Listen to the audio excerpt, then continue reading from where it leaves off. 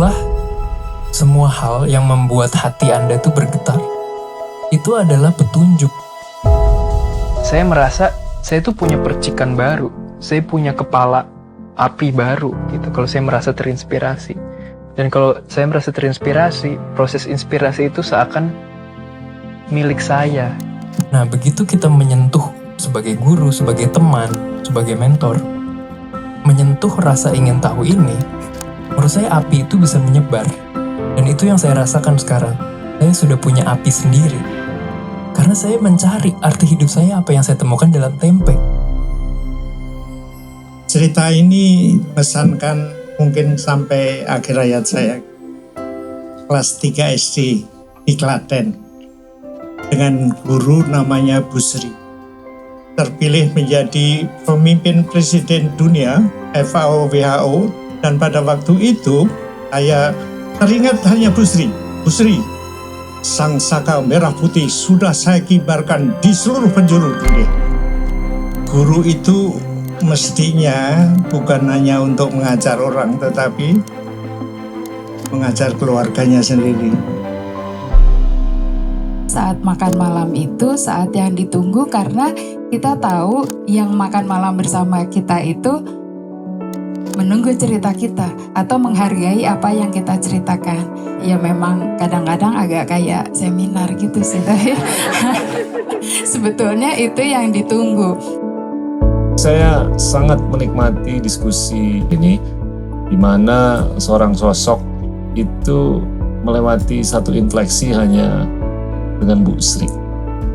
Dan gimana kita bisa membusrikan diri kita sendiri atau keluarga kita atau ekosistem yang ada di kita semua. Dan saya cukup yakin kalau ini bisa dihayati, saya semakin optimis. Big hand. Saya mulai aja, mungkin ladies first. Sebelah kanan saya adalah Ibu Wida Winarno yang beberapa waktu yang lalu baru aja dapat S3 di ilmu public health. Tapi Bu Wida nih datang dari keluarga Profesor Winarno yang mana hampir setiap hari itu ada percakapan yang kaya sekali. Nggak di meja makan atau di ruang tamu atau di mana. Mungkin Bu Wida bisa bercerita sedikit gimana awal mulanya sehingga dari Profesor Winarno yang punya S3, mantan rektor Atmajaya dan mantan dekan di IPB, dan Ibu Wida yang juga sudah dapat S3 dan punya anak namanya Ando yang punya S3 juga, yang ini kaya sekali dalam konteks scientific discovery. Silakan Bu. Terima kasih. Jadi pertama-tama saya mengucapkan salam kenal, selamat sore, selamat berjumpa dengan saya. Ini boleh santai gitu kan? Enggak, silakan. Lu gua juga boleh. Iya. Jadi memang tadi bicaranya konteks keluarga ya Pak kita ya. Jadi karena bapak saya ini dosen, jadi kurang lebih disiplinnya itu seperti disiplin dosen. Jadi kalau dulu misalnya kita trip keluarga gitu, kita dikasih jadwal. Jadi jam sekian kumpul di lobi, jam sekian pergi ke sini, jam sekian kemana. Tapi jamnya tuh bukan cuman jam, ada menitnya. Dan menitnya itu harus kita tepati, misalnya 7.10 kumpul di lobi gitu. Itu liburan keluarga itu. Terus di tengah liburan keluarga itu ada selip-selipannya. Jadi misalnya kunjungan ke pabrik, nanti saya digandeng sama bapak ke pabrik. Nah setelah berpuluh tahun kemudian saya mengunjungi klien tersebut bilang, ini bukannya putrinya Prof. Winarno itu ya yang dulu ke pabrik sini. Ternyata saya datang sebagai auditor di situ gitu. Jadi memang keluarganya agak unik gitu Pak. Ya. Makasih Bu Wida. Profesor Winarno, Anda kalau cerita ke saya, Bapak kalau cerita ke saya, itu cita-cita Bapak dari usia dini sekali. Kelas 3 atau kelas 4 SD, itu udah punya aspirasi menjadi guru. Monggo, diceritain. Cerita ini mengesankan mungkin sampai akhir hayat saya. Kelas 3 SD di Klaten. Dengan guru namanya Bu Sri. Pada saat itu anak-anak ditanyain, cita-citamu apa? doktor, profesor. Winarno, saya pengen jadi den guru. Den guru, kenapa? Pertama, saya itu dilahirkan oleh seorang ibu yang buta huruf. Ayah saya hanya kelas loro SD, kelas. Jadi kehidupan kita memang bukan saja tidak beredukasi tinggi ya, tetapi miskin.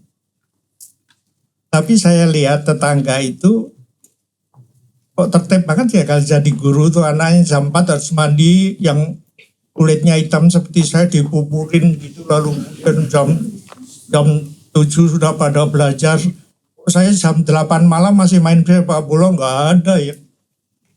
Nah, itulah yang menyebabkan saya kelak kalau saya jadi orang pengen jadi den guru.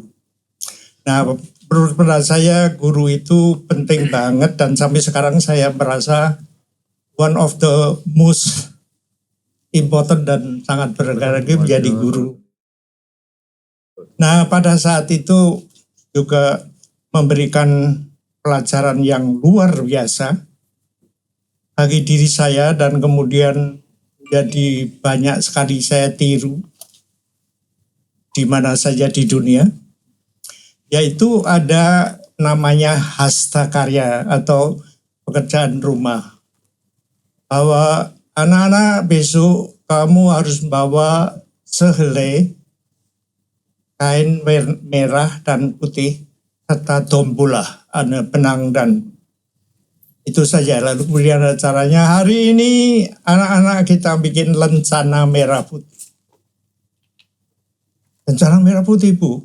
Ini contohnya, dan semua mulai sekarang rusukkan jarumnya dan kemudian menjahit selembar merah dan putih itu digabung sedikit, jahit sedikit.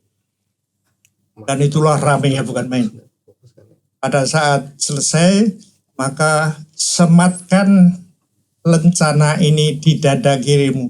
Saya selalu sejak dulu ingin tahunya besar. Kenapa di dada kiri, Bu? Winarno, apa yang ada di dada kirimu? Saya belum dijawab. Apa yang ada di dada merah putihmu? Yang keras, merah putih, Bu. Keras lagi, merah putih, Bu. Itu bukan sekedar merah putih. Itulah lencana Republik Indonesia, satu-satunya benderamu. Setelah menjadi manusia. Ibu, saya sudah manusia. Maksudnya kalau kamu berhasil, kibarkanlah bendera merah putih itu setinggi-tinggi. Saya saat dikirim ke Amerika, saya terpilih salah satu yang terbaik. Dan diutus menjadi konferensi pangan sedunia, mewakili Amerika. Apa yang saya ingat, Busri, sang saka merah putih sudah saya kibarkan di seluruh Amerika. Kemudian saya bekerja lagi, saya sudah naik pangkat lagi, terpilih menjadi pemimpin presiden dunia, FAO WHO, tentang standarisasi pangan dunia. Itu yang barangkali yang pertama ya, di Indonesia belum ada lagi. Dan pada waktu itu saya teringat hanya Busri, sang saka merah putih sudah saya kibarkan di seluruh penjuru dunia. Saya kemudian ditanyai, Irvin, how do you feel menjadi presiden standar pangan dunia? Saya jawab, I feel like I'm a dime among nickel. Saya kalau dime itu kecil, kalau nickel itu besar, tapi saya merasa kecil, tapi kenapa harus minder? Nah, itulah beberapa hal yang kemudian mengingkari saya bahwa saat saya menjadi rektor Unika Atmajaya, maka satu-satu program ialah pada ulang tahun ke-80 Hari Sumpah Pemuda. Saya sebagai rektor Atmajaya mengorganisir 3 rektor, UI dan Al-Azhar. Yang satu mewakili universitas negeri, yang satu universitas Muslim. sehingga bertiga bisa. Maka saya punya ide bagaimana kalau kita rektor dan mahasiswa 3 universitas itu menjahit bendera merah biru ukuran sangsaka yang dikibarkan di istana pada tiap tinggi. Ternyata mereka semangat. Jadi kemudian saya usulkan maka kita menjahit sangsaka merah putih di depan Masjid Al-Azhar. Di depan itu rektor Atmajaya, Al-Azhar dan UI bersama menjahit merahnya dan putihnya. Mahasiswa-mahasiswa 3 universitas menjahit pinggirnya. Inilah menurut saya yang melayani Persatuan Indonesia dan itu menjadi luar biasa. Kemudian bendera itu dikibarkan di halaman UI untuk Hari Sumpah Pemuda. Kita juga mengibarkan Sumpah Pemuda dalam batik ya, yang setinggi gedung Atmajaya, dikibarkan dari atas ke bawah, bunyinya Sumpah Pemuda. Dan di situ kita dapat muri. Senang banget saya. Dan ini bukan hanya berhenti saja. Pada ulang tahun saya 80 sebagai anggota Akademi Ilmu Pengetahuan Indonesia, saya acaranya menjahit sangsaka merah putih. Jadi tamu itu disuruh jahit, para guru besar yang terkenal di Indonesia, jahit merah putih dan semuanya menurut pendapat saya dan saya inilah yang kita mempersatukan bangsa kita. Moga-moga ini juga kelak akan menjadi bahwa rakyat Indonesia dilatih gurunya bisa mempersatukan melalui gambaran sedikit, menjahit sangsaka merah putih yang diterapkan di dadanya. Terima kasih. Top. Saya mau jemput poin dari Prof. Winarno. Ini pertanyaan untuk Ando. Bu Sri-nya Ando itu siapa dalam hidup Anda? Terima kasih Pak Gita. Mungkin setelah mendengar tadi Eyang berbagi dalam beberapa menit, semuanya masuk akal ya kenapa kok kita semua ada nasionalisme tertentu di tengah segala masalah yang kita lihat di sosial media, di berita. Untuk saya, Ibu Sri saya adalah kakek. Sejak kecil karena saya mendengar cerita kakek itu, mengibarkan bendera merah putih setinggi-tingginya itu terus terngiang di kepala saya. Saat ini pekerjaan utama saya adalah menjalankan perusahaan tempe berbasis di Inggris dengan ambisi menduniakan tempe sebagai cara berbagi akses untuk makanan yang sehat, ramah lingkungan, dan terjangkau. Kedua arah malnutrisi, undernutrition seperti stunting maupun overnutrition seperti obesitas. Pada tahun 2019, saya dengan tim saya, orang Itali, Inggris, Wales, Slovenia, Finlandia, Prancis, mengunjungi kembali tempat pertama kali tempe dicatat dalam sejarah, yaitu di Desa Mbayat, Klaten. Dicatat pada tahun 1660-an, tempat itu adalah tempat di mana kakek dilahirkan. Pada waktu itu di pendopo itu kita sedang makan sambal tumpang. Sambal tumpang adalah bentuk makanan tempe pertama yang didokumentasikan. Dimakan pakai sayur, pakai nasi. Waktu itu kita diminta memberikan sambutan. Waktu Eyang berbicara, saya tidak bisa menahan tangisan. Saya nangis. Saya permisi dulu ke jalan belakang. Di jalan belakang itu saya nangis, ngelap air mata saya pakai daun karena nggak ada kain, nggak ada tisu. Kenapa? Karena saya teringat kibarkan bendera merah putih setinggi-tingginya. Dan pada hari itu, saya membawa orang-orang terpilih dari berbagai negara ini. Negara barat juga terutama. Saya merasa mungkin itu momentum saya untuk melakukan nasihat Ibu Sri dengan cara saya sendiri. Membalikkan narasi bahwa kebanyakan hal yang diidolakan di Indonesia itu datangnya dari barat. Sekarang momentumnya berganti. Dengan rumus warisan kakek, gabungkan kearifan lokal dengan ilmu pengetahuan yang mutakhir. Jadi Ibu Sri saya adalah kakek saya. Ini saya seringkali mengangkat isu bahwa guru itu penting sekali. dalam kehidupan kita. Dan seringkali saya juga mengangkat pentingan kita tuh untuk meningkatkan budaya politik. Saya menggunakan kata politik karena tuh nyambung dengan bagaimana itu bisa disebarluaskan. Budaya yang ada di rumah tangga, di sekolah, di kantor, di institusi sosial, dimanapun, agar kita tuh tahu apa ini yang bisa membawa kita ke superlatif. Nah, problemnya atau problematikanya guru di Indonesia itu yang sangat berperan masih kurang diperhatikan.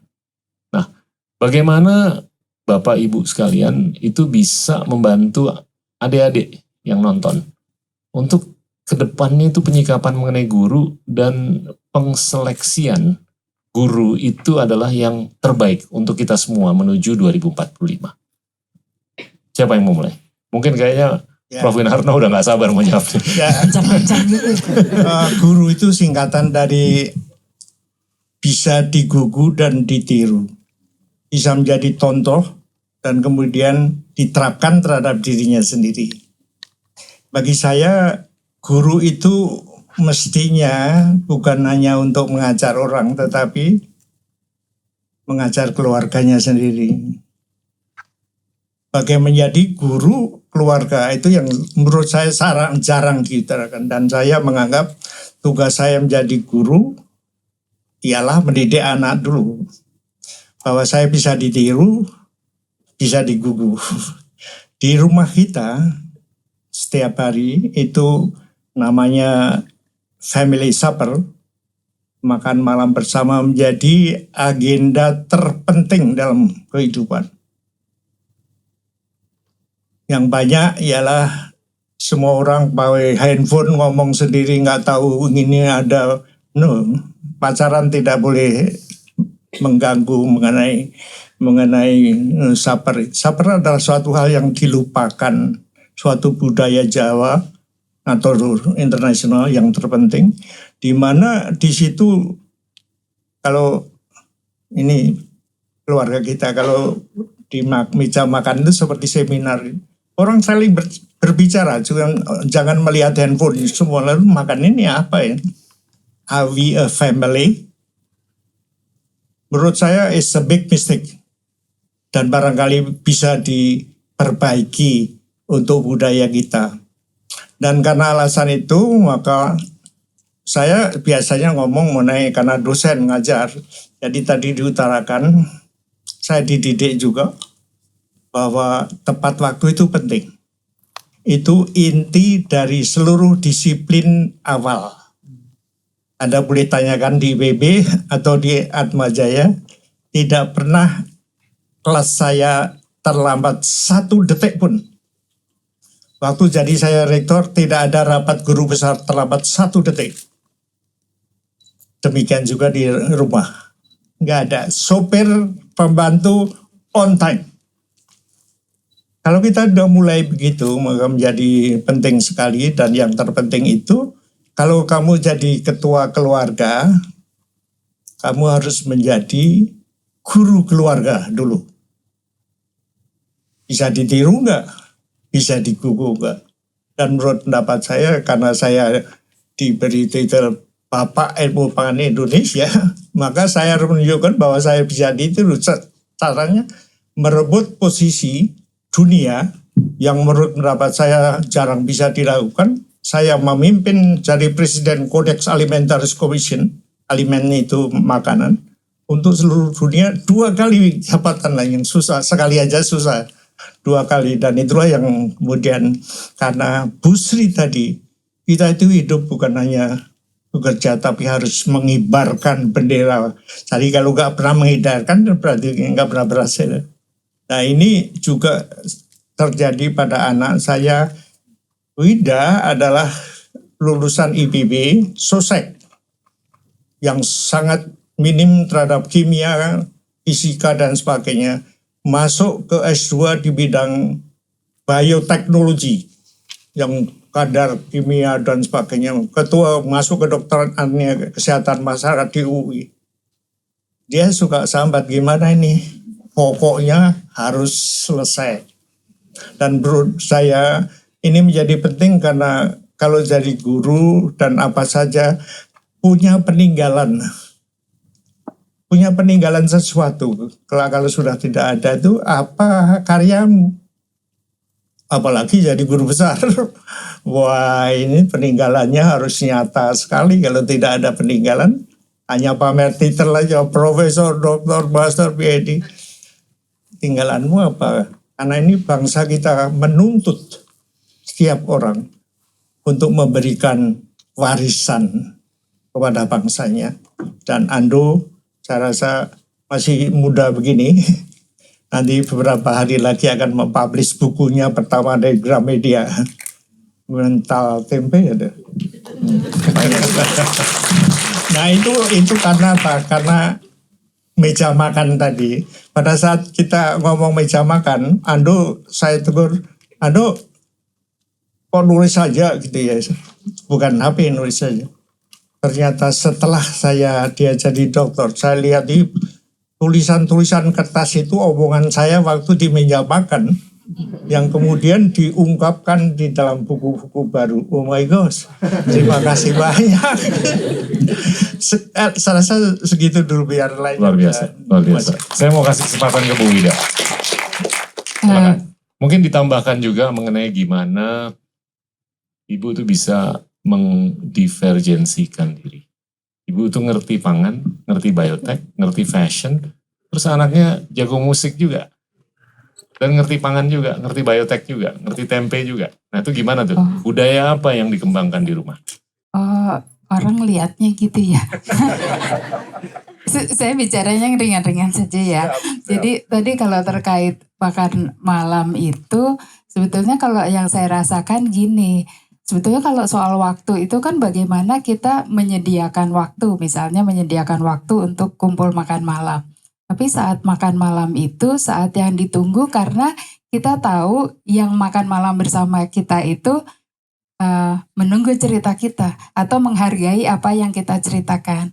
Terus kemudian kita juga akan dapat informasi yang kita perlukan, yang kita tunggu juga, misalnya yang ringan, kegiatan Ando apa aja sih, terus di hari-hari itu mau ada proyek apa, lagi punya ide nulis apa, atau kepikiran bikin lagu apa, terus mendalami musik apa dan lain-lain. Jadi topik-topik seperti itu tuh sebetulnya yang kita cari di dalam acara makan malam itu. Kalau enggak kan garing gitu ya. Jadi orang nggak ada keinginan untuk makan malam bersama gitu. Tapi kalau ada topiknya nih, oh ya ini pada ngapain ya seharian gini-gini.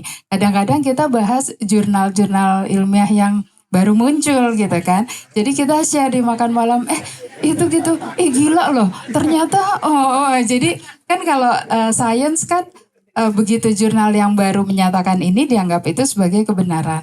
Tapi begitu muncul yang lain, misalnya membantah yang ini, kebenarannya kan bergeser kan. Jadi itu kan perlu update. Jadi ya memang kadang-kadang agak kayak seminar gitu sih. Sebetulnya itu yang ditunggu. Dan kalau tadi terkait dengan kita banyak melakukan apa, sebetulnya saya menjalankan passion saya aja sih. Apalagi kalau umur udah segini kan kita lakukan apa yang kita suka aja ya kan, kewajiban-kewajiban udah selesai gitu. Jadi kita kejar apa yang kita suka, kita tekuni, itu aja sih yang membuat senang. Yang saya penasaran itu gimana supaya ada curiosity detector di rumah tangga, ya kan? Kita kan selalu kan mau mendeteksi apakah anak kita nih curious apa enggak. Tapi begitu kita ngelihat dia nggak terlalu curious, itu gimana tuh mengobatinya? Karena kita pengen anak-anak kita tuh selalu curious kan, supaya kreativitasnya itu nggak terstifle lah. Iya, jadi cerita aib boleh ya dikit ya? Boleh. Jadi Ando ini dari saya kecil, jadi dia tuh modelnya kalau misalnya suruh waktu kecil ya, misalnya suruh ngafalin gitu. Terus dia mempertanyakan, kenapa harus dihafalin, kan bisa dibaca, cari aja di buku gitu. Padahal kan sekolah menuntut untuk menghafalkan. Jadi sampai kelas 3 SMP itu tuh saya masih, karena kami Katolik ya, saya masih novena doa, ya Tuhan berilah supaya Ando mau ada kemauan belajar sendiri. Jadi saya nggak usah kejar-kejar, Ando bikin PR gitu. Sampai suatu hari, suatu titik, dia punya kesadaran belajar sendiri gitu. Tapi sebetulnya dari anak-anak yang saya doakan, begitu mereka tahu apa yang mereka inginkan atau apa yang menarik buat mereka, itu saya merasa udah tenang gitu. Karena mereka akan mengejar apa yang mereka suka. Dan mungkin yang saya bisa lakukan, mungkin bukan contoh ya, tapi mungkin anak-anak bisa melihat kakeknya atau saya, kalau kita punya sesuatu yang menarik terus kita kejar itu seperti kita sebetulnya membagi energi untuk mengejar. Nah mungkin mereka juga iya ya seru ya kalau kita lagi ngejar sesuatu, kebetulan memang sains sih yang dikejar gitu, karena sains tuh banyak banget hal menarik di balik itu, seperti itu. Do gimana, mau dibantah, mau dikomentarin, atau mau ditambah, atau mau pertanyaan yang lain? Diafirmasi. Oke. Mungkin menanggapi tadi, ada jurnal baru dibahas di meja makan, itu betul. Karena awal terciptanya tempe movement itu di meja makan rumah Eyang. Waktu itu ibu sedang kuliah S2 bioteknologi, pulang dari kelas fermentasi Nusantara Indonesia. Belajar tape, belajar termasuk tempe. Kakek baru pulang dari orasi guru besar kerabat koleganya tentang tempe terhadap memperbaiki kondisi usus besar, bakteri, mikrobioma yang sekarang sedang naik. Saya waktu itu sedang terobsesi bodybuilding, six pack, saya mau otot sebesar-besaran, lemak sedikit-sedikitnya, cobain makan daging sapi, daging ayam, susu, telur tiap hari, entah bangkrut atau enek. Sebagai mahasiswa, temu tempe, kandungan nutrisinya baik. Bertiga kita ketemu di meja makan. Tempe ini luar biasa. Tapi mungkin itu satu kunci ya, bahwa kalau ada info baru, ibu atau eyang atau nenek juga tidak pernah menahan untuk membagikan info itu. Meskipun merusak topik yang sedang mengalir, tiba-tiba topik mikrobioma tetap diucapkan. Tapi terbukti produktif itu menghasilkan suatu tempe. Karena dari situ kita harus bikin international conference on tempe. Karena dukungannya banyak jadi movement. Jadi mungkin menanggapi itu. Tapi kalau tentang sosok guru seperti yang tadi Pak Gita tanyakan. Kita masing-masing dari kita sebagai orang Indonesia menuju Indonesia Emas 2045. Menyikapi pencarian guru ini mesti seperti apa ya? Sebetulnya refleksi saya sederhana. Ketika kita masuk TK, ada satu guru yang menjadi guru kita. Kan dibilangnya orang tua di sekolah. Satu guru ini biasanya mengajarkan kita semuanya, senam, makan, menggambar, mewarnai. Begitu SD, ada wali kelas. Begitu akhir SD, biasanya sudah dipecah nih. Wah, kalau IPA guru ini. Tapi saya melihat tren ini terus ke arah situ. Keluar dari sekolah, kita harus mencari lebih banyak guru untuk berbagai macam aspek kehidupan. Misalnya eyang saya adalah guru nomor 1 saya dalam bidang ilmu pengetahuan dan teknologi. Ibu saya adalah guru nomor 1 saya dalam hal kerjasama tim. Ibu saya mempunyai kemampuan untuk kalau menggerakkan orang itu nggak kerasa kerja. Kayak bisaan ngomongnya, ngajak gini. Orangnya kerja akhirnya, tapi orangnya nggak kerasa dipekerjakan. Nenek saya adalah guru nomor 1 saya dalam hal menikmati makanan. Ayah saya nomor 1 dalam hal musik. Adik saya dalam hal menjadi pribadi yang tenang. Jadi saya mengoleksi, Pak Gita juga guru saya dalam hal memikirkan Indonesia dan meregenerasi menjadi gembala narator masa depan Indonesia. Jadi saya di dalam kepala saya, terima kasih. Saya menyimpan perpustakaan guru ini.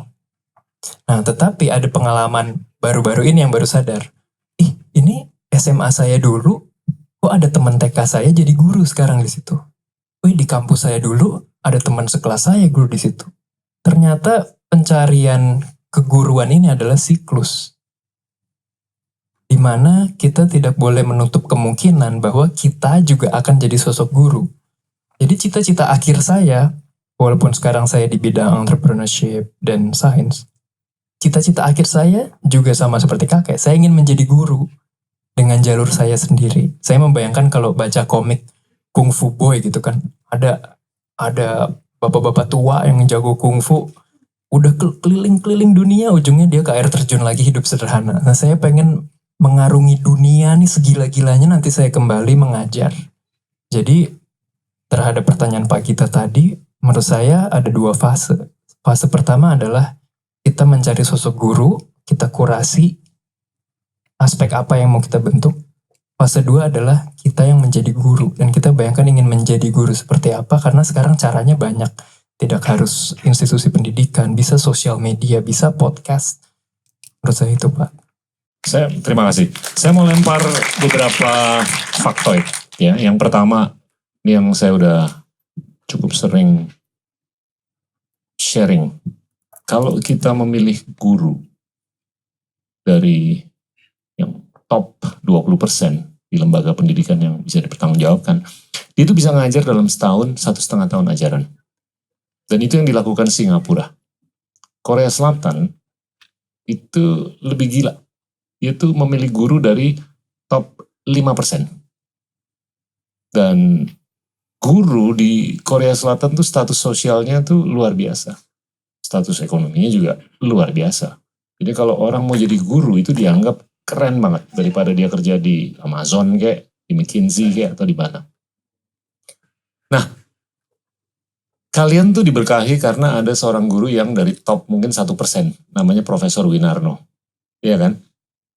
Nah, ini enggak universal di seluruh Indonesia. Nah, ini satu data yang saya mau tekankan. Yang kedua adalah kalau kita mengacu ke skor PISA Indonesia, itu ukuran sejauh mana kita tuh profisien dalam bahasa ataupun STEM, Science, Technology, Engineering, and Mathematics.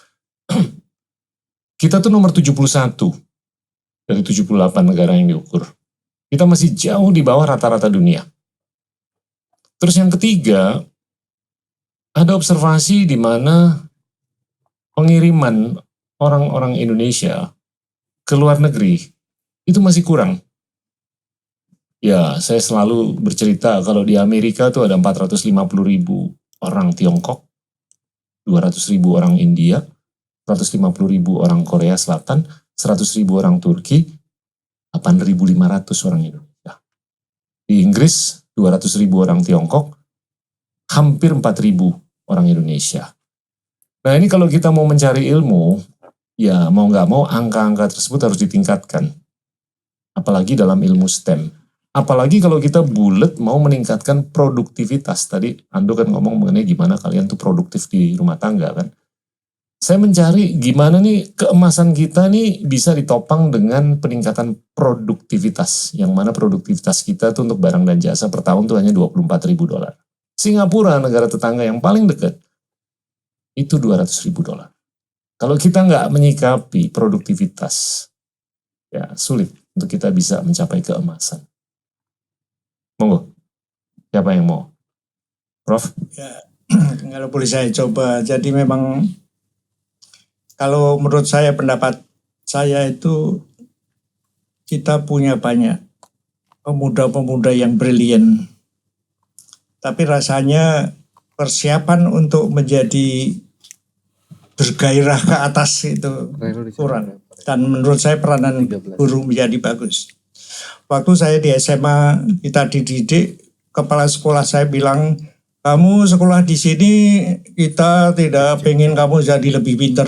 Loh, saya ke sini biar pinter, tetapi yang penting itu karakter. Wah, apa itu karakter? Ya karakter tuh istilahnya budi pekerti. Kamu itu kesatria. Dan di dalam kesatria, kejujuran number 1. Apalah artinya pinter ya. Kalau tidak jujur masuk korupsi semua. Tapi menurut pendapat saya digembleng menjadi orang yang berkarakter. Itu lebih penting. Kita tidak perlu kaya raya, tetapi karakter. Dan inilah yang menurut saya sebagai guru, ketua rumah tangga, kita ingin anak-anak saya nggak usah harus kaya raya, what for, tapi karakter baik, dan yang ini menjadi sangat penting. Yang kedua, kalau menurut saya kita harus dipersiapkan supaya menggapai cita-cita yang sangat tinggi. Jangan jadi kandang aja lah gitu. Jadi wah saya pinter seluruh Jakarta. Apalah artinya itu kalau dunia. Karena alasan itu expose terhadap pemuda-pemuda kita, anak-anak kita mulai bayi, mulai kecil sudah melalui bapak ibunya dan terutama guru.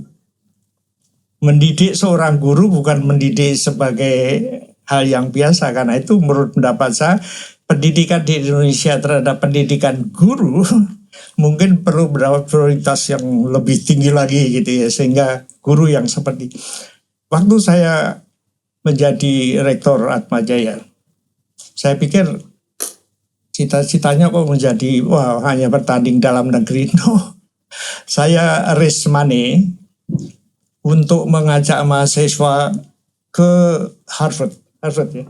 Harvard. Uangnya gimana? Raise money. Ternyata money itu gampang. Ngongkosin kapal terbang tinggal di Harvard, New York, dan sebagainya. Supaya mereka melihat ikut di dalam debating UN. Seluruh mahasiswa dunia. Ya kalau kita hanya debat-debat dalam negeri saja, menurut saya ya gitu aja gitu. Tapi saya minta Ando juga bicara di dalam debat itu. Tiap anak harus berbicara bahasa Inggris ya debatnya. Dan itu melawan orang-orang Harvard, orang mana-mana. Jadi kumpul dengan 2.000 orang itu menjadi hal yang, kalau kita nggak diekspos terhadap hal-hal yang super high, kita nggak pernah jadi ke sana.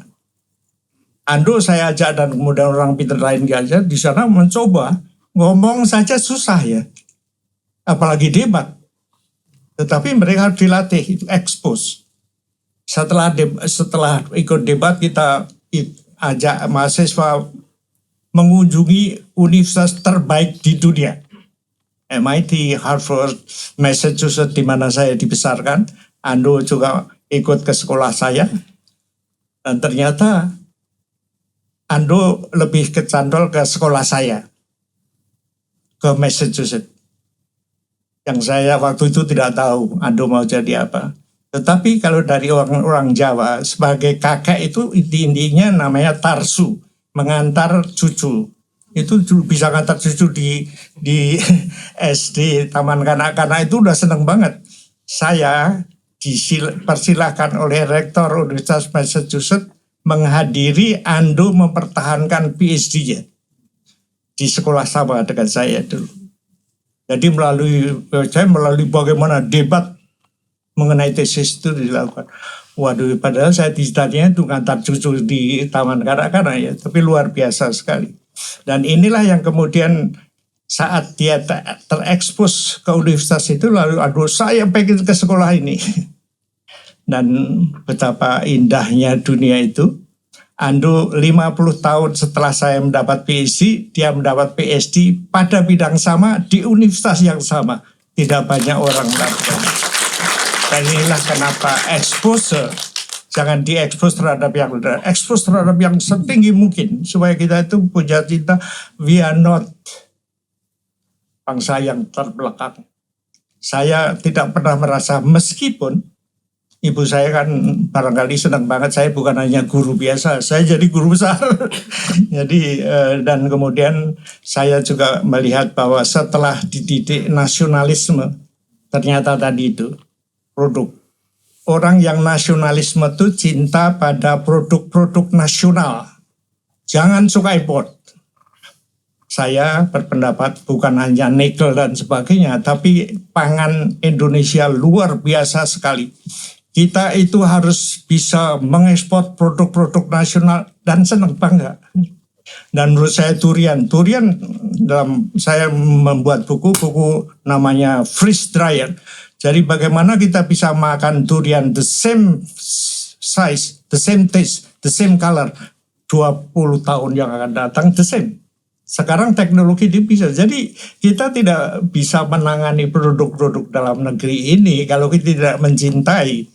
Maka produk-produk kita yang kelihatannya sepele, sebetulnya itu adalah lebih intan, lebih nikel daripada yang ada di Indonesia. Karena kita di bidang pangan, maka perjuangannya harusnya karena itu diantaranya mulai dengan tempe.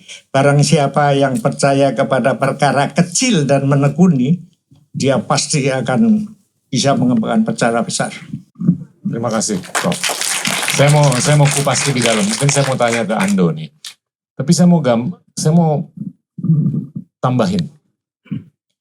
Kemarin saya ngobrol sama orang Indonesia yang kebetulan ngajar computer science, profesor tenured di University of Chicago. Dia menyampaikan data point yang menarik sekali untuk saya, di mana di tahun 2021 pencapaian S3 oleh negara-negara internasional di luar Amerika, di Amerika dalam ilmu STEM, itu yang datang dari Tiongkok tuh 6 ribuan, yang dari India 2 ribuan, yang dari Korea Selatan 1000-an, Turki 400-an, Indonesia cuma 82, di bawah Ghana. Ya. Nah ini gimana untuk bisa meng-scale up? Kalau setiap keluarga di Indonesia kayak keluarga Winarno, saya nggak khawatir. Bahkan kemasan kita bisa kejadian di tahun 2030, bukan 2045. Tapi ini dalam konteks gimana Indonesia yang semakin berperan sebagai demokrasi terbesar nomor 3, populasi terbesar nomor 4 di dunia, dan syukur-syukur perekonomian terbesar di dunia nomor 4 tahun 2045. Tapi kalau menurut saya kemasan saintifik kita ini harus nyata. Seperti apa yang kita lihat beberapa hari yang lalu, India menempatkan mesinnya di bulan. Chandrayaan, ya. Nah, gimana untuk kita bisa meng-scale angka 82 tersebut menjadi ribuan. Dan mereka balik, mereka bisa membanggakan kita semua. Terima kasih Pak Gita.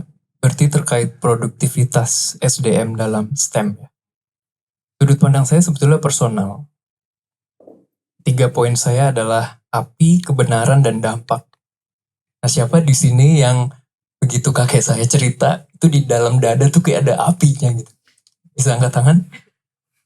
Ya, itu juga yang saya rasakan.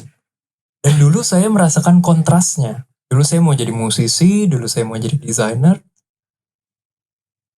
Kalau saya sedang tidak bersama kakek saya dan saat sedang bersama kakek saya itu beda. Waktu sedang bersama kakek saya denger itu ada apinya kayak kita sekarang. Nah, waktu saya sedang tidak bersama kakek saya jadi bertanya, kemana api saya ya? Apa? Api itu tuh apa? Nah, ternyata api itu beragam. Dan salah satunya adalah rasa ingin tahu. Rasa ingin tahu, kayak dunia itu seperti apa? Kursi ini terbuatnya dari apa? Kenapa dia teksturnya kayak gini? Emang dia zat kimianya gimana? Bukannya zat kimia itu asalnya dari karbon, hidrogen, oksigen, dan nitrogen. Bukannya zat-zat ini terbentuk dari gas Big Bang yang terbentuk dulu. Bukannya tangan kita terbentuk dari gas-gas itu berubah jadi RNA, kemudian DNA, kemudian jadi zat biologis itu. Nah, tapi memang ada faktor yang saya nggak tahu dari mana. Waktu itu saya pernah ditegur di mobil ya. Umur berapa ya? Yang saya nanya, ini aku kenapa hidup ya? Kenapa kalau aku gerakin tanganku gerak. Itu umur berapa ya? Umur 3. Umur 2. Gitu. Iya, jadi gitu deh. ada faktor itu. Ada faktor internal, ada faktor eksternal. Faktor eksternal api ingin tahunya ini, itu bukan, kreditnya bukan untuk saya. Tapi untuk orang-orang yang membesarkan saya. Waktu saya kecil saya ingat, di rak paling bawah buku di kamar bermain saya, ada ensiklopedia macam-macam. Bapak apalah. Bapaknya macam-macam. Waktu saya buka lemari ibu saya, ada baju Barbie. Dengan boneka Barbie, ibu saya suka jahit kan. Dia bikin prototipenya di situ. Saya pun nyoba bikin baju Barbie sempet. Nah, jadi waktu saya masuk ke kamar ini ada alat musik papa saya. Waktu saya ke halaman, ada target buat lempar bola softball.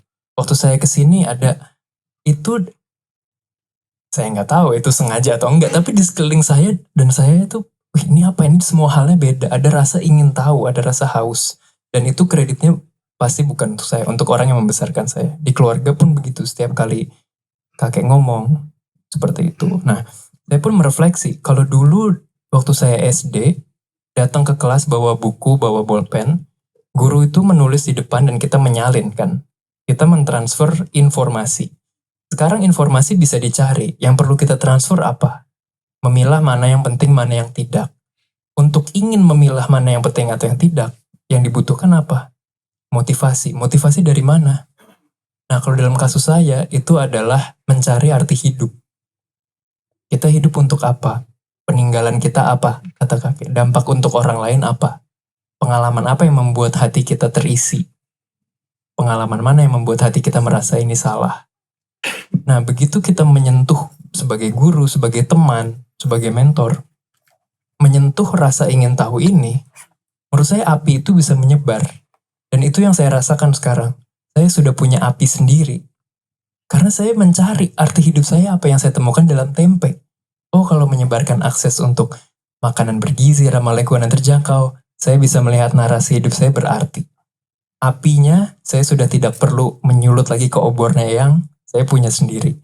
Dan menurut saya kalau ini bisa disebarkan melalui komunitas, melalui hubungan guru dan murid, melalui hubungan kolega, hubungan bos dan staff, ini menjadi akar untuk orang memiliki rasa ingin tahu, mencari kebenaran, yaitu sains. Sains itu soal kebenaran. Apa sih yang benar? Oh, orang udah neliti ini sainsnya. Teknologi adalah terjemahan dari kebenaran tersebut menjadi sesuatu yang bisa dinikmati masyarakat. Jadi, sains, teknologi, engineering, dan mathematics itu tidak terlalu jauh. Karena semua orang pasti ingin mencari kebenaran dan pasti ingin mencari dampak. Makanya, itu yang ingin saya rumuskan dalam hal api, kebenaran, dan dampak. Top. Bu Wida, ada tambahan? Belum saya lempar ke teman-teman untuk bertanya nanti. Oh iya, ada sih tambahannya. Jadi gini, tadi kan terkait productivity ya. Jadi kita bisa produktif, kita harus menemukan dulu apa sih yang bidang apa yang menarik yang sehingga kita produktif di situ gitu kan. Nah, untuk bisa menemukan bidang yang menarik, kita harus terekspos dengan banyak kegiatan. Jadi sebetulnya yang dilakukan Pak Gita dengan podcastnya dan lain-lain itu kan mengekspos orang. Jadi terekspos dengan berbagai kegiatan. Nah, kalau yang saya perhatikan, kalau orang-orang di luar negeri itu, kalau mereka mendalami sesuatu tuh seperti kerucut ke bawah. Jadi sampai ke bawah gitu. Dan itu sebetulnya yang seru gitu, melihat ketekunan orang-orang luar negeri untuk mendalami sesuatu gitu ya. Jadi nggak cuman di atas aja di permukaan, tapi dalam sampai dalam. Nah, sebetulnya yang kita lakukan di tempe kurang lebih begitu ya. Jadi waktu awal-awal itu Wida tempe mau diapain lagi, udah kayak begitu gitu. Lagian kok tempe sih milihnya nggak yang keren gitu. Tapi ternyata karena kita bidangnya sama, mungkin cara kita melihat tempe itu berbeda dengan orang-orang melihat tempe gitu. Sementara kita lihatnya itu seperti laboratorium kecil di mana terjadi banyak reaksi kimia, orang lihatnya sebagai makanan rendahan, murah, gampang belinya gitu kan. Nah, jadi yang dulu orang lihat tempe seperti hasil karya dukun atau tukang sihir karena bisa merubah kedelai kok bisa jadi bentuknya seperti itu, nggak melihat proses apa yang terjadi, tapi kita dengan sains membalikan itu dan membreakdown sebetulnya banyak loh reaksi-reaksi terjadi di situ gitu. Dan jadi tempe yang sederhana itu yang sangat Indonesia bisa jadi berbagai jenis produk dan berbagai hasil yang boleh saya katakan yang sederhana pun bisa jadi produktif kok, gak usah yang high class seperti demikian. Siap. Saya mau mulai dengan Q&A dari teman-teman di audience, tapi saya mau melempar pertanyaan mengenai apa sih yang ada di bayangan saya itu mengenai produktivitas, ya kan? Mimpi saya itu mengenai tujuan kita untuk kita tuh benar-benar bisa produktif tuh kayak gimana? Ada yang mau tebak nggak? Ini biayanya berapa? Biaya produksinya per unit. Saya kebetulan udah 3 kali berkunjung ke pabriknya di Tiongkok dan di Taiwan. Ini Apple ya. Dijual berapa sih? 18-20 juta. Ada yang mau tebak nggak? Ini biaya produksinya berapa? Ya. 2 juta. 2 juta. Saya kasih 2 kesempatan lagi. 6 juta. 6 juta. Yang paling belakang tuh. Berapa? Udah denger lecture saya sebelumnya. Ini biaya produksinya $10. Dijual $1.200 atau $1.300. Jadi kalau kita mau ngomong mengenai bagaimana kita harus meningkatkan produktivitas, ya coba dipikirin apa yang kita harus lakukan di rumah tangga, ngobrolnya kayak gimana, di sekolah, di gereja, di masjid, pesantren, di kantor, lagi arisan, lagi nonton bola, supaya ujung-ujungnya adik-adik kita bisa memproduksi barang seindah ini dengan biaya $10 per unit. Kalau nggak bisa, ya kayaknya PR kita masih banyak. Ya. Oke, silakan. Siapa yang mau nanya? Terima kasih Bapak. Pak Gita, saya perkenalkan, nama saya Evita. Saat ini profesi saya sebagai bisnis analis di salah satu konglomerasi di Indonesia. Dan saya asalnya dari Kudus, Jawa Tengah. Nah, saat ini selain sebagai bisnis analis, saya juga sedang mengembangkan sebuah usaha keluarga, yaitu lembaga pendidikan non formal atau kursus di 3 kota di Jawa Tengah. Dan saya kemarin juga pernah mengajar dan melihat langsung betapa nyata kesenjangan akses dan pendidikan di daerah itu. Jadi saat ini tuh anak muda yang belum tahu Google, bahkan belum pernah mendengar Google tuh masih ada, dan itu nyata gitu. Saya melihat dan mengajar langsung mereka. Dan saya melihat industri kursus di daerah itu tuh punya potensi yang besar untuk nge-reach anak-anak muda yang underprivileged seperti mereka itu. Nah, pertanyaan saya, sebagai pelaku di industri pendidikan non formal atau kursus di daerah, jujur saya sering stuck gitu karena SDM, akses teknologi itu masih sangat terbatas dan butuh kapital dan infrastruktur yang nggak kecil. Terlebih usaha yang bergerak di bidang jasa, apalagi pendidikan, itu perputaran uangnya itu nggak sebesar usaha produk atau barang gitu. Banyak tantangannya, tapi saya masih kurius nih Pak. Nggak bisa diam dan saya nggak ingin api itu hilang gitu. Namun di sini saya sadar saya seorang Gen Z dan saya masih 23 tahun, dan saya sadar juga saya masih perlu banyak belajar, masih banyak yang perlu dipersiapkan. Apakah Bapak atau Ibu di sini ada petuah, dan saya ingin tahu bagaimana pandangan Bapak dan Ibu di sini melihat hal tersebut. Terima kasih. Silakan.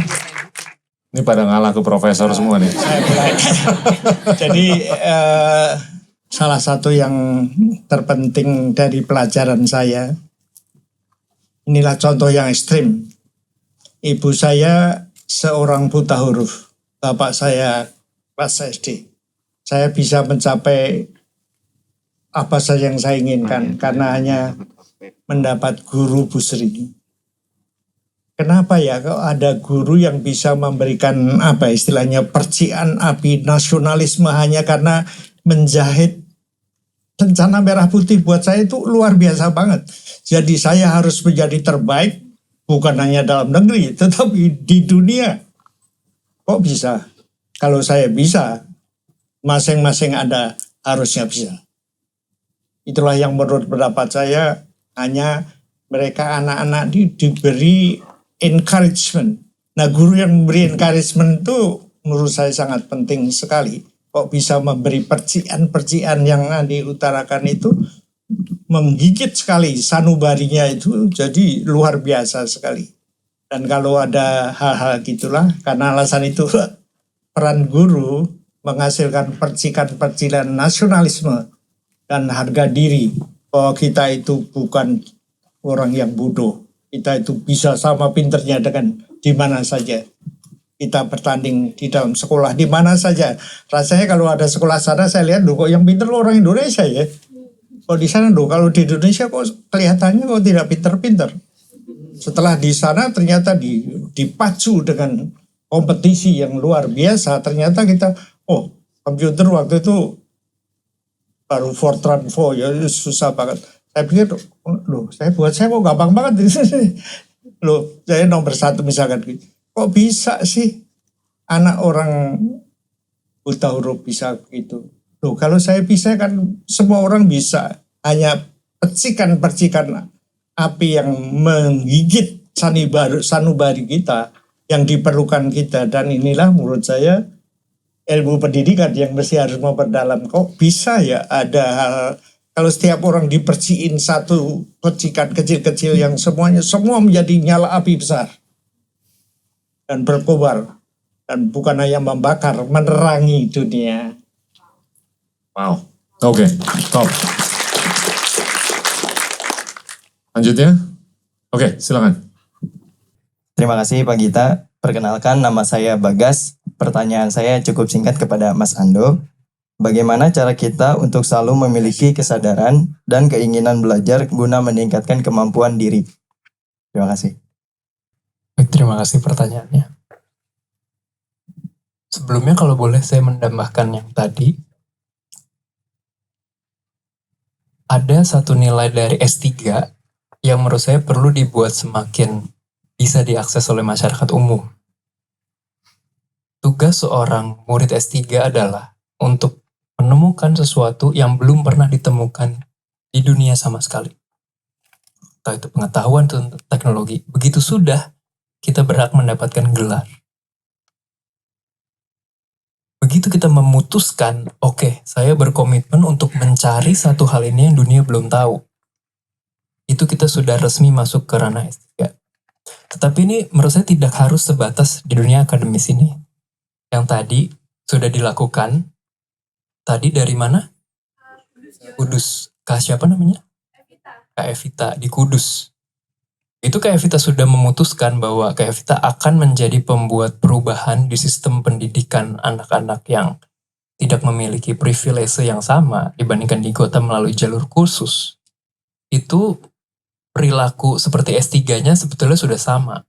Dan begitu kita memutuskan kita akan menjadi orang yang mencari yang belum pernah ditemukan, kita melihat sesuatu berbeda. Contohnya, di dunia S3, pembimbing kita dijuluki PI atau Principal Investigator. Sekalipun pembimbing tidak bertanggung jawab untuk memberikan kita segalanya yang kita butuhkan. Kita mencari sendiri, mereka adalah tempat konsultasi. Kelihatan kan bedanya? Jadi tanggung jawabnya di kita.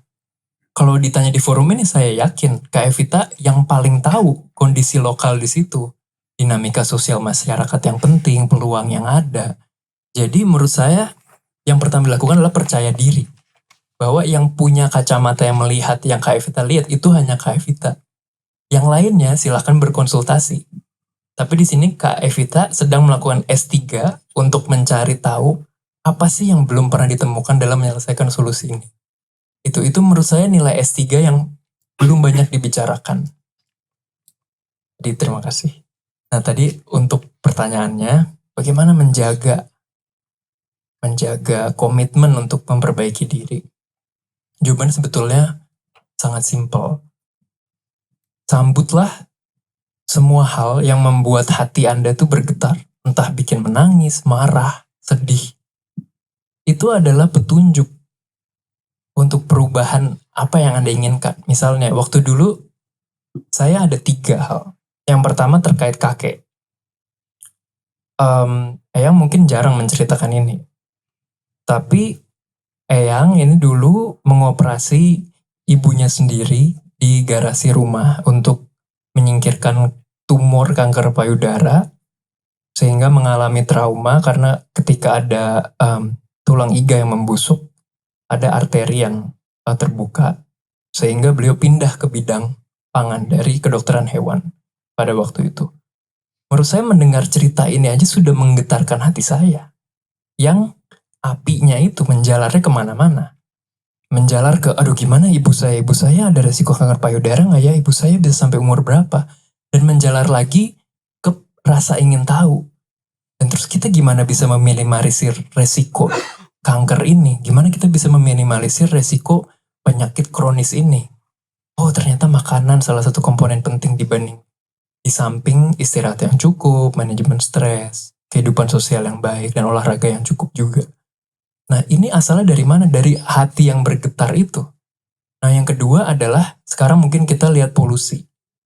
Siapa di sini yang ngelihat polusi itu ada rasa bergetar, sedih, frustrasi. Kenapa kok nggak ada perubahan? Dulu saya sama, hobi saya lari. Sebelum saya lari maraton, saya biasa lari dari Semanggi ke Blok M ke Semanggi lagi. Setiap kali harus menyeberangi jembatan yang bisa melihat ke sungai, itu saya tergetar. Sungai kok sekotor ini gitu, bisa berbuat apa ke lingkungan? Nah yang ketiga, waktu saya mengunjungi desa Sawinggrai di Raja Ampat, diajak oleh Bude dan Pade saya yang biasa tinggal di Jerman, saya tergetar lagi. Ternyata teman main bola saya, anak-anak ini, Setelah tahun ketiga saya baru sadar mereka sebetulnya sedang bertarung melawan malnutrisi. Ternyata usianya lebih tua dari yang saya kira, tapi pertumbuhannya terhambat dan intelektualnya juga terhambat. Dan saya ini nggak adil. Masa orang harus kaya untuk bisa hidup sehat? Nah, dari 3 getaran ini, kesehatan, lingkungan, dan keterjangkauan, itulah kenapa saya mendalami tempe. Nah, jadi dibandingkan dengan kita menjauh, hal-hal yang membuat kita bergetar ini kita sambut. Berarti kalau kita meditasi, kita ke gunung, ada awan yang lewat, kita biarin lewat. Nanti kita lihat itu bermanifestasi jadi apa.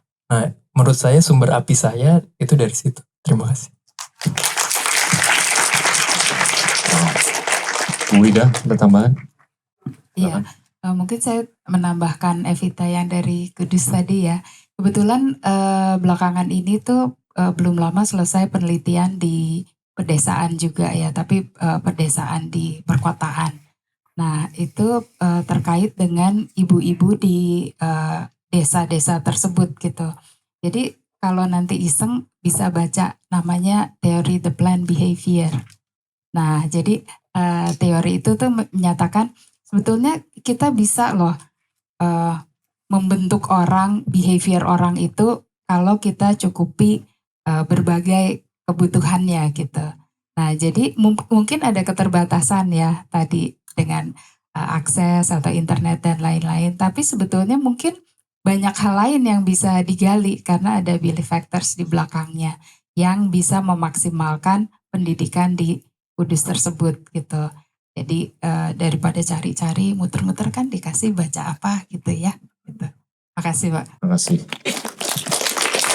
Ini kayaknya kurang nih waktunya. Endgame biasanya 1,5 sampai 2 jam. Oke, yang berikutnya cewek. Jadi ganti. Ini dia. Oke, silakan. Iya, Masih perkenalkan banyak di belakang. saya Yuriska Pak. Terima kasih untuk kesempatannya. Pertanyaan saya tujukan pertama untuk Bu Ida. Sebagai perempuan gitu ya Bu, saya ini kebetulan sekarang bekerja profesinya, belum menikah, tapi lingkungan saya ini banyak perempuan-perempuan yang sudah menikah gitu ya, yang karirnya sama gitu dengan saya. Terus sosok female leaders di atas saya pun itu nggak banyak gitu. Jadi saya ini kebetulan ada program di kantor saya itu, jadi kita bisa cari mentor gitu. Jadi saya temuin grup head yang kira-kira saya bisa dapat inspirasi dari beliau gitu kan. Tapi ternyata itu sedikit gitu kan. Nah kebanyakan kalau saya tanya ke teman-teman saya yang sudah menikah tuh prioritasnya menjadi beda. Jugglingnya agak susah antara karir, pendidikan, dan juga rumah tangga gitu kan untuk mengurus anak. Nah kalau ibu sendiri, kalau sekarang mungkin sudah selesai kewajibannya, tapi dulu itu gimana untuk mempertahankan api ibu terus membara walaupun banyak nih tugas ibu, harus sebagai ibu, harus sebagai istri gitu kan. Nah itu apa yang mindset apa yang ibu pegang untuk bisa akhirnya menjadi seorang ibu yang sukses membesarkan anak yang luar biasa, kemudian juga bisa menjadi S3 gitu ya Bu, karir dan semua kesukaannya juga bisa dilakukan gitu. Terus saya juga sedikit mungkin ya Pak ke Prof, saya tertarik sekali karena kalau keluarga mungkin Bu Wida dan Mas Ando kan privilege-nya ada dari Prof gitu ya. Kalau Prof kan dibesarkan dari nggak ada privilege lah untuk bisa mencapai apa yang Prof dapatkan sekarang gitu. Tadi Prof selalu cerita tentang ada apinya itu dari Bu Sri gitu. Tapi kan pasti ada titik jenuh kan Prof. Nah itu gimana sih untuk mempertahankan, untuk terus keep going, dan juga gimana Prof ini bisa tahu gitu, akses pada saat itu pasti sulit kan Prof. Nah itu gimana caranya Prof bisa terus dapat akses untuk bisa sampai saat ini. Terima kasih. Ya, silakan. Ya, terima kasih pertanyaannya ya. Jadi keadaannya zaman sekarang dengan 30 tahun yang lalu mungkin agak berbeda ya. Tapi kalau saya senang melakukan apa-apa tuh yang yang tuntas, yang sepenuh hati gitu. Jadi waktu saya punya anak Ando, kemudian adiknya Sergio, itu juga saya ingin tuntas gitu, ingin totalitas di situ. Jadi saya tidak ingin di masa depan tuh saya menyesali sesuatu, misalnya saya nggak mencurahkan cukup banyak waktu untuk anak-anak, atau saya tidak ambil bagian dalam memilihkan makanan untuk anak-anak. Jadi saya benar-benar fokus ngurus mereka gitu. Saya tidak terlalu peduli dengan karir ya. Kadang-kadang ada juga sih rasa sementara teman-teman pakai baju kerja keren-keren gitu ya. Kita di rumah basah karena AC-nya tembus kemana-mana gitu. Tapi emang total ingin mengurus anak gitu. Dan ternyata anak-anak ini cukup mandiri. Jadi saya pikir oh ya nanti sampai SD baru saya berkarir di luar gitu. Tapi ternyata TK kecil yang adiknya udah aku mau naik antar jemput aja ibu, nggak usah jemput gitu. Nah itu jadi memang benar-benar menjadi ibu rumah tangga, fokus mulai milih makanannya apa, misalnya baca buku sejak dari hamil, pertumbuhannya otak, ya udah kita makan semua yang untuk kebutuhan otak, pertumbuhannya tulang apa semua untuk tulang dan lain-lain gitu. Nah setelah anak-anak mulai dewasa, pelan-pelan ada yang bisa kita lepaskan. Jadi mereka itu nggak mau belajar dengan guru les gitu. Dan mereka nggak terima kalau saya bilang saya nggak tahu. Mereka bilang, lah ibu kan orang dewasa kok bisa nggak tahu.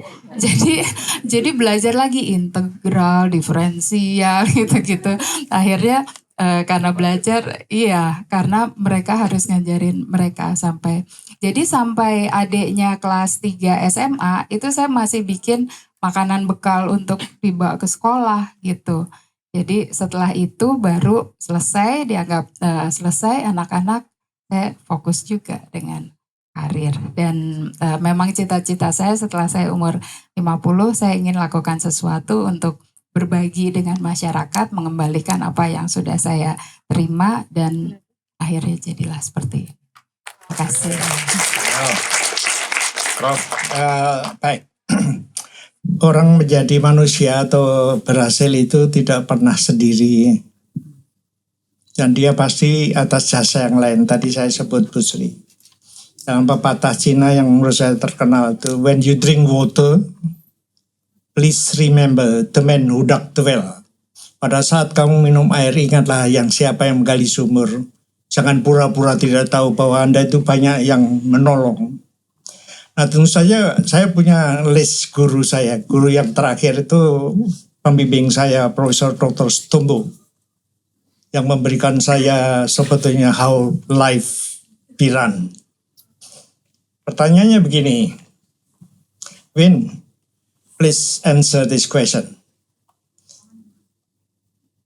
Mana yang kamu sukai? Orang lain kasihan pada kamu atau iri hati kepada kamu? You want to answer me? No, I'll give you my answer. Jadi kamu kalau sudah pulang ke Indonesia, jangan pernah, ini pentingnya, jangan pernah kau selalu mikir supaya banyak orang kasihan melihat kamu. Tetapi biarlah banyak orang iri hati pada kamu. Menjadi pedoman saya. Saya tidak ingin keluarga lain kasihan terhadap. Kalau mereka iri hati ya oke. Dan itulah yang menjadi pedoman. Dan itulah yang menurut pendapat saya penting. Karena kalau kamu menjadi dikasihani, kamu senang sekali dikasihani orang lain. Tapi you just like grass. Every step on you.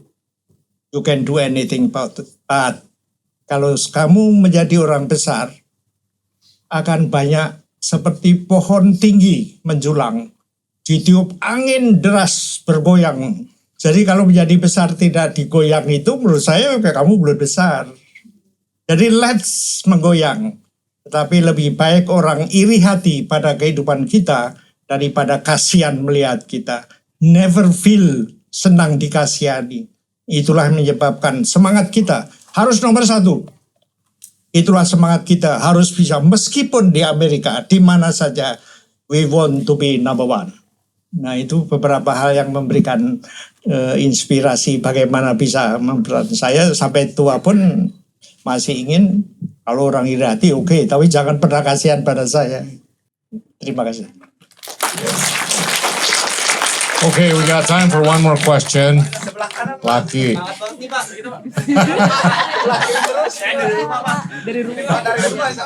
Oke deh, oke. Itu yang kayaknya desperate banget tuh. Kalau nggak ditimbuk batu saya. Oke, a quick one and a quick one. Ya, dua ya. Oke, yang cepet deh. Ya, terima kasih Pak. Kalau enggak dia juga bakal marah nih. Sebelumnya saya sebelum perkenalkan diri ingin sedikit beri sinopsis. Saya penggemar dan penonton edik banget sama Endgame ya Pak. Amin. Dalam satu sesi ada ketika Bapak satu momen dengan Tommy co-founder dari Cakap, Bapak berkata tentang bagaimana keterbukaan Indonesia. Bagaimana ketika ada orang Afrika dapat Nobel di US dan diterima mengajar di Sumedang. Dan ketika Bapak ada di kelas inspirasi dengan Pak di kelas inspirasi Bapak juga bilang soal bagaimana orang Sumedang mendapatkan akses untuk pengetahuan berbahasa Inggris. Dan ketika Bapak di konten Endgame-nya bersama Vice President Development and Innovation of Telkomsel itu Yoki Heruseun, Bapak juga bilang bagaimana bisa ada si Budi dari Sumedang dan dia mampu pitching untuk mendatangkan FDI ke Indonesia. Oke, pertanyaannya. Nah, ada apa Pak dengan Sumedang? Kebetulan saya Handi dari Sumedang. Tapi lebih itu sesi perkenalan diri saya Pak. Sedikit yang ingin saya pertanyakan sebenarnya begini Pak. Ketika saya mengkonsumsi banyak informasi tentang apa yang diutarakan Kak Afutami tentang dengan Think Policy-nya, terus Prof.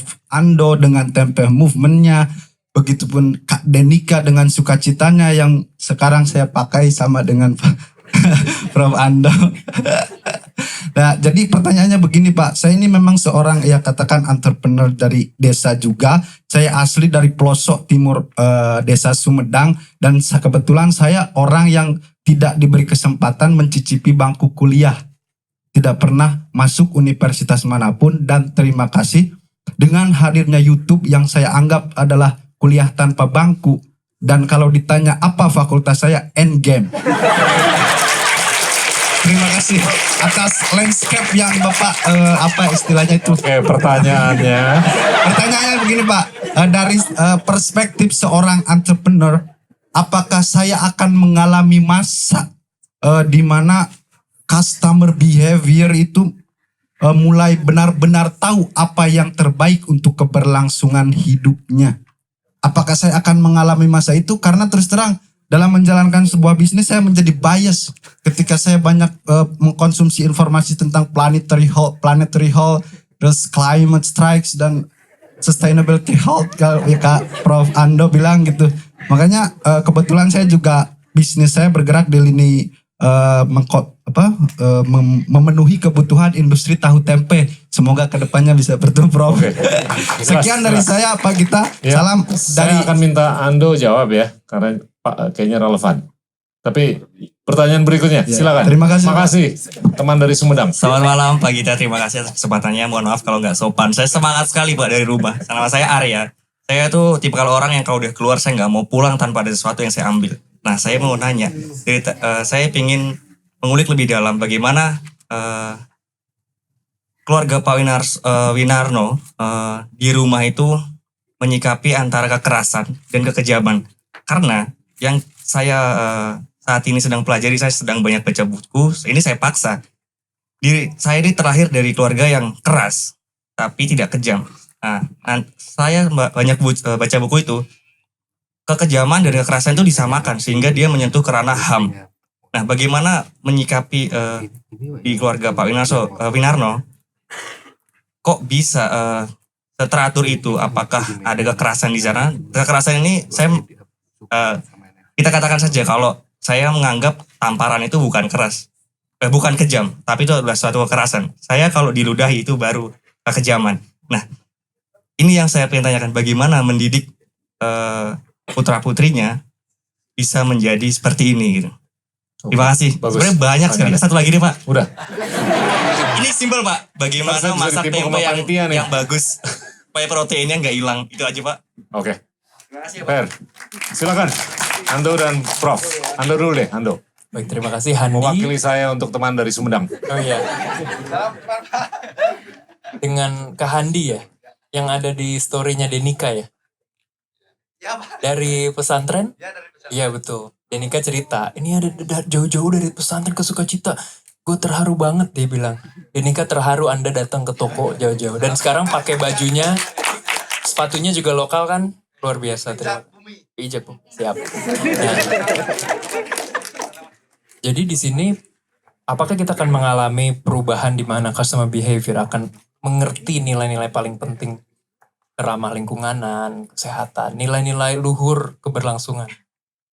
Sudut pandang saya datang dari industri. Di Inggris, saya mencoba ngasih tahu orang tempe itu apa. Usahanya setengah mati.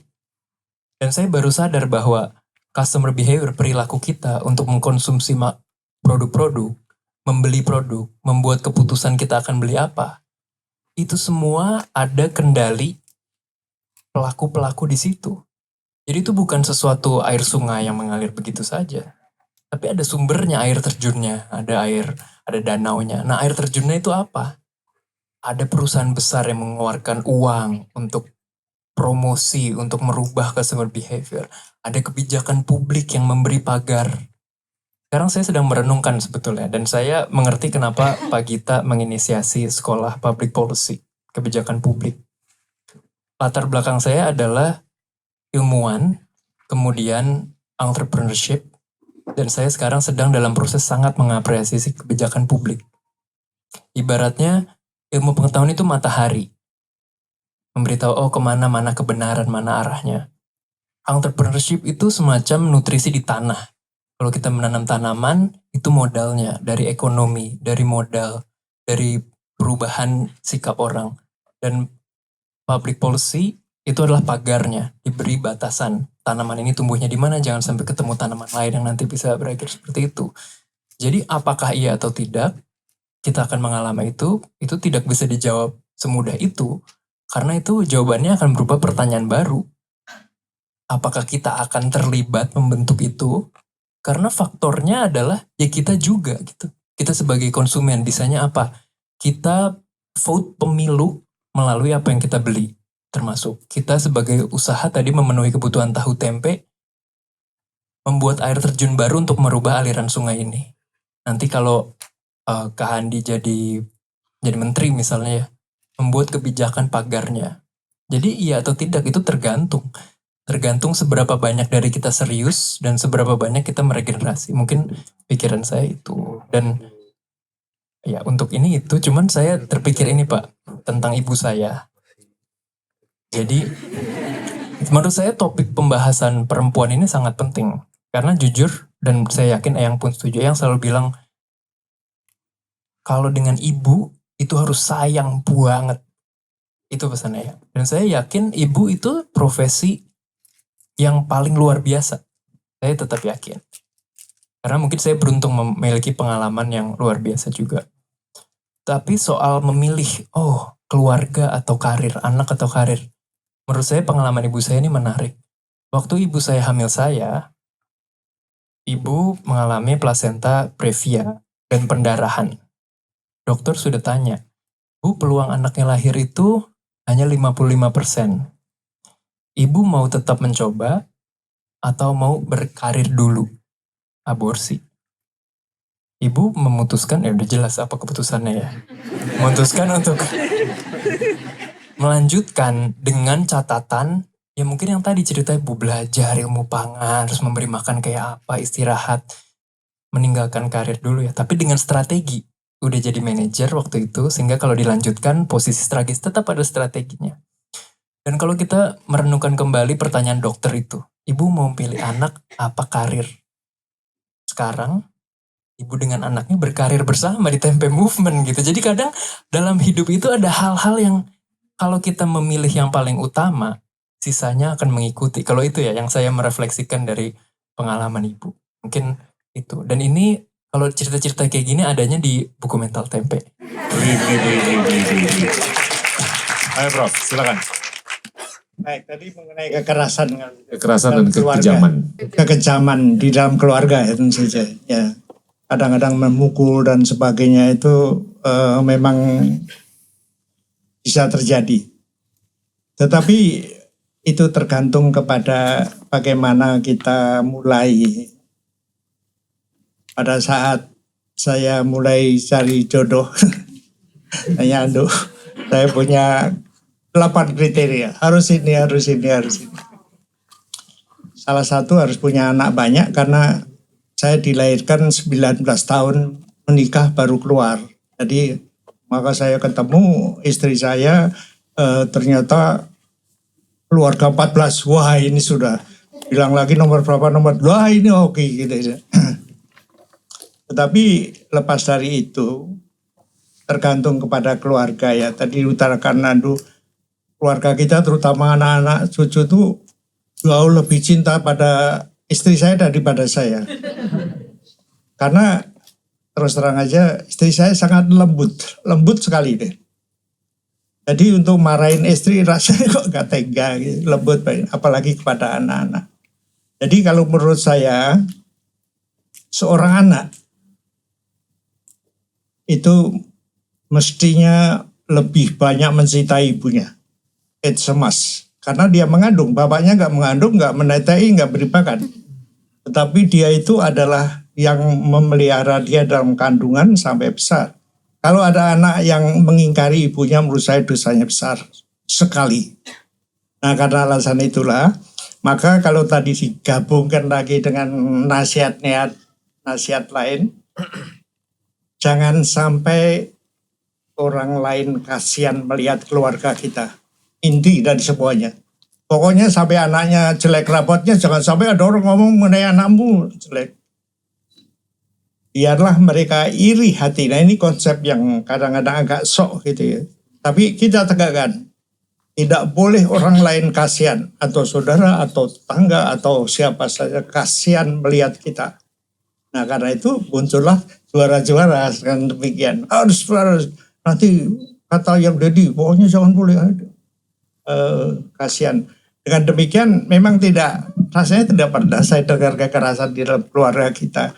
Isinya hanya cinta kasih seorang istri. Karena apa?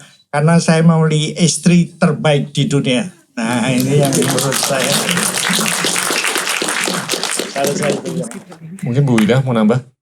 Yang ngerasain apakah ada kekejaman, kekerasan? Ayahnya merasanya nggak ada kekerasan ya. Tapi kalau menurut saya udah bisa kebaca ya karakternya gitu ya.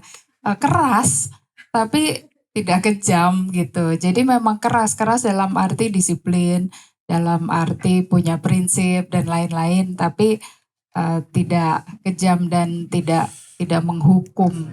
Ya. Jadi iya enggak itu jauh gitu. Tapi memang kalau ibu itu mengajarkan kayak soft diplomacy gitu. Jadi semua itu bisa diselesaikan tanpa kekerasan, tanpa suara keras, tanpa apa. Jadi kalau yang satu keras, yang satu diem. Yang satu keras, yang satu lembut gitu. Akhirnya dot dan antidot. Seperti itu.